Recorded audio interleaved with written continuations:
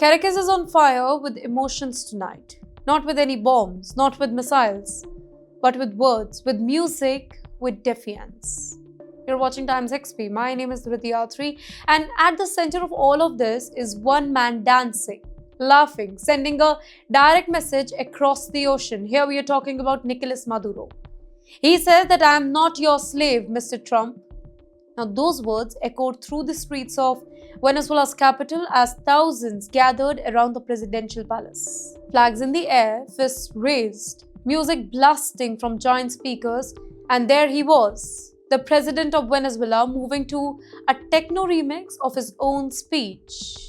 Basically, a strange mix of celebration and confrontation. But don't be fooled by this happy dancing here. This is not entertainment. This is a political warning. Just days after a fresh face-off with the United States, just days after Donald Trump confirmed that he had held a phone call with Maduro, the Venezuelan leader, he made a dramatic vow. My loyalty is with my people, not with Washington. Venezuela will never accept a slave's peace. Not peace controlled by America, not peace decided in the White House, only peace with freedom, only peace with sovereignty. But behind the strong speech, there is fear. There is pressure. There is rising danger because while Maduro, he was rallying his supporters.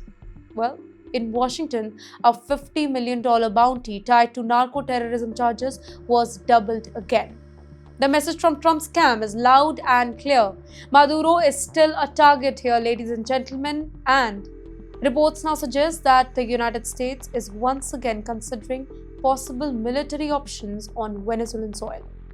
Mainland Venezuela, not just threats, but potential strikes here. What's really happening? Well, two leaders, two egos, two completely opposite visions for Venezuela's future here.